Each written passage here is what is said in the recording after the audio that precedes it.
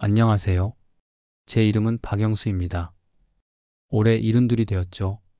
요즘 아침마다 거울을 보면서 생각해요. 아, 정말 늙었구나. 새치가 아니라 이제는 검은 머리카락을 찾기가 어려울 정도고 허리도 예전만 못해서 신발끈 매는 것도 한참 걸리거든요. 하지만 뭐 그런 게 나이 드는 거겠죠. 저는 40년간 중학교에서 국어를 가르쳤습니다. 정년 퇴직한 지 벌써 7년이 되었네요. 아내 순례는 3년 전에 먼저 갔어요. 췌장암이었거든요. 그때는 정말 세상이 무너지는 줄 알았습니다. 지금은 혼자 살고 있어요. 아들 민호는 서울에서 회사 다니고 딸 미영이는 부산에서 살림하고 있거든요. 한 달에 한 번씩 번갈아 가며 안부 전화를 해주는데 그나마 고마운 일이죠. 요즘 제 일상이라고 해봤자 아침에 일어나서 라디오 들으면서 아침 운동 좀 하고 시장 가서 장 보고 오후에는 동네 경로당에서 바둑 한 판, 저녁에는 집에서 뉴스 보다가 잠드는 게 전부예요. 그런데 말이죠. 요즘 들어 이상한 기분이 자꾸 듭니다. 뭔가 허전하다고 해야 할까요? 마치 인생에서 뭔가 중요한 걸 놓치고 있는 것 같은 그런 느낌 말이에요. 특히 밤에 잠들기 전에 그런 생각이 많이 들어요. 내가 지금까지 제대로 살았나? 내 인생이 의미가 있었나? 하는 생각들이 자꾸 머리를 맴돌거든요. 오늘도 그런 생각을 하면서 잠들려고 했는데 갑자기 현관문을 두드리는 소리가 들렸어요. 밤 10시가 넘은 시간이었는데 누가 왔을까 싶어서 문을 열어봤더니 할아버지, 안녕하세요. 깜짝 놀랐어요. 20살쯤 되어 보이는 젊은 여학생이 환하게 웃으며 서 있더라고요. 처음 보는 얼굴인데 왜 저를 할아버지라고 부르는지. 누구세요? 저 김지혜예요. 할아버지가 가르쳤던 학생이에요. 기억 안 나세요? 아무리 생각해봐도 기억이 안 나더라고요. 40년간 수천 명의 학생들을 가르쳤으니까요. 그런데 이 아이가 하는 말이 할아버지, 저한테 해주신 말씀 때문에 제가 지금까지 살아올 수 있었어요. 꼭 감사 인사를 드리고 싶어서 찾아왔어요. 그때 갑자기 기억이 났어요. 아, 그 아이구나. 20년 전쯤이었을까요? 제가 가르쳤던 학생 중에 김지혜라는 아이가 있었어요. 그런데 그 아이는 지금 제 앞에 서 있는 이 밝은 모습과는 정반대였거든요. 그때 지혜는 정말 힘든 시기를 보내고 있었어요. 부모님이 이혼하시면서 아이는 할머니와 둘이 살게 되었는데 집안 형편도 어려워서 늘 위축되어 있었죠. 성적도 좋지 않았고 친구들과도 잘 어울리지 못했어요. 어느 날 방과 후에 교무실에서 숙제를 하고 있는데 지혜가 혼자 남아서 울고 있는 거예요. 무슨 일인지 물어봤더니 선생님, 저는 왜 이렇게 못났을까요? 공부도 못하고 예쁘지도 않고 저 같은 사람은 살아봤자 아무 의미가 없는 것 같아요. 그때 제 가슴이 너무 아팠어요. 겨우 15살인 아이가 어떻게 그런 말을 할 수 있을까 싶어서. 그래서 제가 그 아이에게 이런 말을 해줬거든요. 지혜야, 세상에서 가장 아름다운 꽃이 뭔지 알아? 그건 말이지, 가장 척박한 땅에서 피어나는 꽃이야.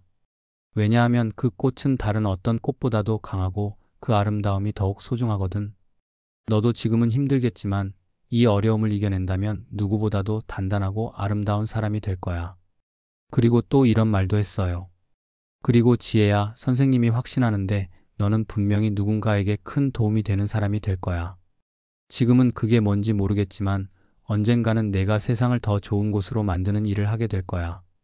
그러니까 절대 포기하지 말고 선생님을 믿고 열심히 살아봐. 사실 그때는 그냥 위로의 말이었어요. 울고 있는 아이를 달래주려고 한 말이었죠.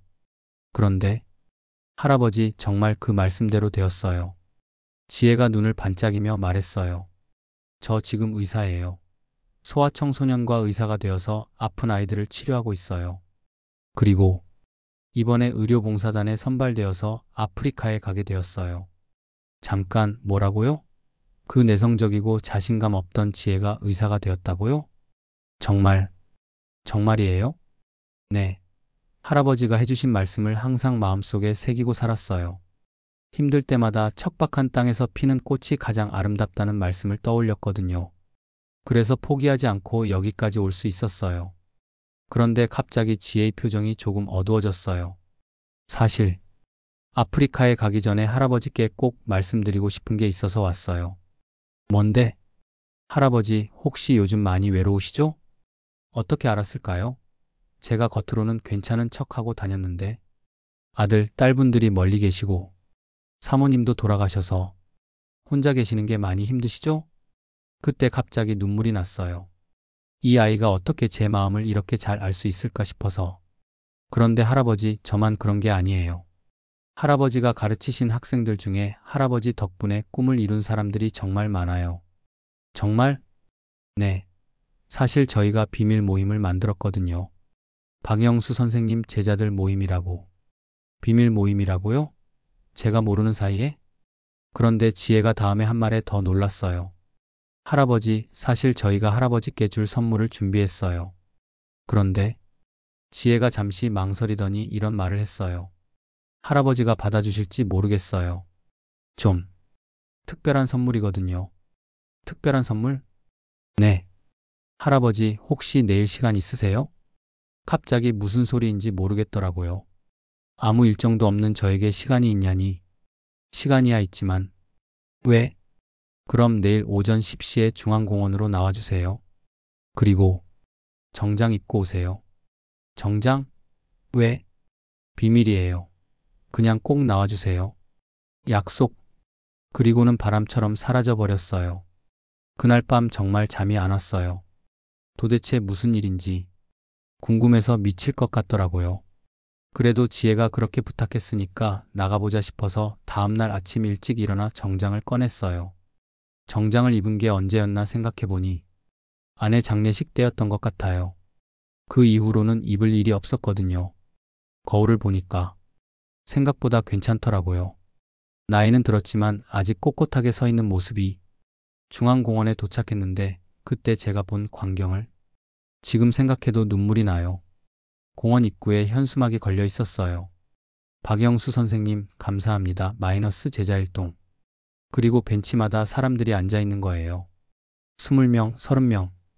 아니, 50명은 넘어 보였어요. 모두 제가 가르쳤던 학생들이었어요.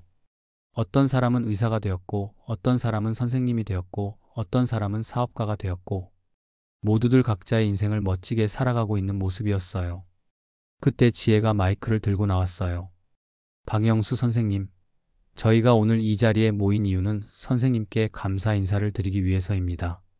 박수가 우렁차게 터져 나왔어요. 선생님이 저희에게 해주신 말씀 하나하나가 저희 인생을 바꿨습니다. 힘들 때마다 선생님 목소리가 저희를 일으켜 세웠어요. 그때 한 학생이 일어났어요.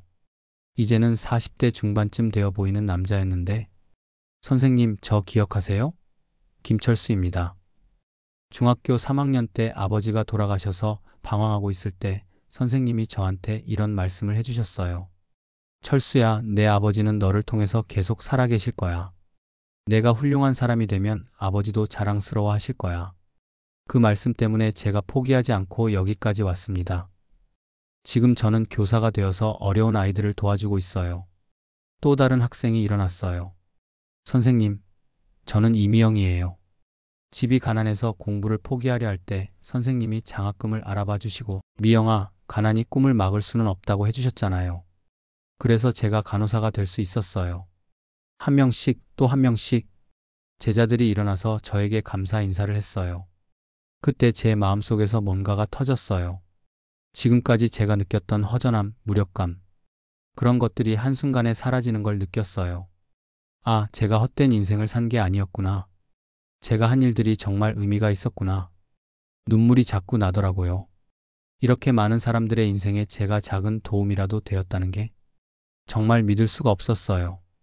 그런데 지혜가 마지막으로 이런 말을 했어요. 선생님, 저희가 선생님께 마지막으로 부탁드리고 싶은 게 있어요. 뭔데? 선생님, 이제 저희를 위해서 더 건강하게 오래오래 사세요. 그리고 가끔 저희가 보고 싶으실 때는 언제든지 연락 주세요. 저희가 선생님의 진짜 가족이니까요. 그날 이후로 제 인생이 완전히 바뀌었어요. 집에 돌아와서 가장 먼저 한 일이 뭔지 아세요? 거울 앞에 섰어요. 그런데 이상하더라고요. 같은 얼굴인데 뭔가 다르게 보이는 거예요. 더 당당하고 더 의젓하고 살아있는 것 같은 느낌? 그리고 제자들이 만들어준 연락처 목록을 봤어요. 50명이 넘는 제자들의 이름과 전화번호, 직업까지 적혀 있더라고요. 의사, 선생님, 간호사, 사업가, 공무원. 정말 다양한 분야에서 열심히 살고 있는 제자들이었어요. 다음 날부터 하나씩 전화를 걸기 시작했어요. 안부 인사도 하고 근황도 묻고 그러다 보니 하루가 어떻게 가는지 모를 정도로 바빠졌어요. 그리고 제자들이 번갈아가며 집에 찾아와요. 어떤 날은 지혜가 와서 의료봉사 이야기를 들려주고 어떤 날은 철수가 와서 요즘 가르치는 아이들 이야기를 해주고 특히 일주일에 한 번씩은 선생님과의 만남 시간을 정했어요. 매주 토요일 오후에 제자들 몇 명씩 돌아가면서 저를 찾아와서 차도 마시고 이야기도 나누는 시간이에요. 어떤 제자는 자기 아이들을 데리고 와서 얘들아, 이분이 할아버지의 은사님이야 라고 소개해주기도 해요. 그러면 그 아이들이 저를 증조할아버지라고 부르면서 안기기도 하고 정말 신기한 게 혼자 있을 때 느꼈던 그 허전함이 완전히 사라졌어요. 아침에 일어나면 오늘은 누가 올까? 누구에게 전화해볼까? 하는 생각으로 가득해요. 그리고 뭔가 제가 더 건강해진 것 같기도 해요. 허리도 덜 아프고 걸음걸이도 더 가벼워진 느낌이에요. 아마 마음이 젊어져서 그런 것 같아요. 지난달에는 정말 깜짝 놀랄 일이 있었어요. 서울에 있는 아들 민호가 갑자기 집에 온 거예요. 아버지, 요즘 많이 밝아지셨네요? 목소리도 더 힘 있어지시고. 그래서 제가 최근에 있었던 일들을 다 얘기해 줬어요. 그랬더니 민호가 눈물을 글썽이면서 하는 말이 아버지 죄송해요. 그동안 아버지가 외로우실까봐 걱정은 했는데 정작 자주 찾아뵙지 못해서 아니야 아들아. 내가 바쁜 거 아버지가 다 알아. 그리고 이제는 아버지도 바빠졌어. 정말 그래요. 요즘 저는 정말 바빠요. 제자들과의 약속도 있고 가끔은 제자들이 운영하는 학원이나 병원에 놀러 가기도 하고 지혜는 아프리카로 떠나기 전에 마지막으로 한 번 더 찾아왔어요. 할아버지, 아프리카에서도 할아버지 말씀을 항상 기억하면서 열심히 일할게요. 그리고 돌아오면 또 찾아뵐게요. 그래, 지혜야. 몸 조심하고. 할아버지가 항상 응원한다. 할아버지도 건강하세요. 제가 돌아올 때까지 꼭 건강하게 계셔야 해요. 지금 생각해보면 나이가 든다는 게 끝이 아니었어요. 오히려 새로운 시작이었죠. 젊었을 때는 제가 아이들을 가르쳤다고 생각했는데 지금 보니까 그 아이들이 저를 가르쳐주고 있어요. 인생의 의미가 뭔지, 진정한 행복이 뭔지를 요즘 경로당에서 바둑을 두다가도 다른 어르신들에게 이런 말을 해드려요. 여러분, 우리가 지금까지 살아온 인생이 헛되지 않았어요. 우리 각자가 누군가에게는 정말 소중한 사람이었고 앞으로도 그럴 거예요. 어떤 어르신은 그런 소리 하지 마라. 우리 같은 늙은이가 뭘 할 수 있어라고 하시지만 저는 확신해요. 우리 모두에게는 아직 할 일이 남아 있어요. 오늘도 제자 한 명이 전화를 했어요. 요즘 힘든 일이 있어서 선생님 목소리가 듣고 싶다고. 그래서 30분 넘게 통화를 했어요. 전화를 끊고 나니까 기분이 정말 좋더라고요. 아직도 누군가에게 도움이 될 수 있다는 게. 그리고 오늘 저녁에는 철수가 자기 아들과 함께 찾아올 예정이에요. 중학교 1학년이 된 아들이 요즘 공부 때문에 고민이 많다면서 할아버지에게 조언을 구하고 싶다고. 정말 신기하죠? 40년 전에 제가 가르쳤던 아이가 이제는 아버지가 되어서 그 아이의 아들을 데리고 저를 찾아온다니. 세상은 정말 넓고 인생은 정말 깁니다. 그리고 우리가 선하게 살아간다면 그 선함은 반드시 돌아와요. 지금 제가 그것을 몸소 느끼고 있거든요. 나이가 들어서 몸은 불편해졌지만 마음만큼은 20대보다 더 젊은 것 같아요. 매일매일이 새롭고 감사하고 이제 거울을 볼 때마다 이런 생각이 들어요. 아, 나는 정말 의미 있는 인생을 살았구나. 그리고 앞으로도 계속 의미 있게 살아갈 거야. 여러분도 혹시 외롭거나 허전하다는 생각이 드신다면 한번 생각해 보세요. 여러분이 지금까지 살아오면서 누군가에게 도움을 준 기억이 있으실 거예요. 그 사람들이 지금 어떻게 살고 있을까요? 한번 연락해 보세요. 분명히 놀라운 일이 일어날 거예요. 인생은 70이 되어서도 80이 되어서도 끝나지 않아요. 아직 쓰여지지 않은 아름다운 페이지들이 우리를 기다리고 있을지도 모르거든요. 그리고 무엇보다 우리는 혼자가 아니에요. 어딘가에는 우리를 기억하고 고마워하는 사람들이 있어요. 그것만으로도 우리는 충분히 소중한 존재예요. 지금 이 순간에도 제 전화기에는 제자들의 메시지가 계속 오고 있어요. 선생님 안녕하세요. 선생님 덕분에 오늘도 힘냅니다. 선생님 건강하세요. 이게 바로 인생의 진짜 선물이 아닐까요? 나이가 들어서야 받을 수 있는 정말 소중한 선물 말이에요.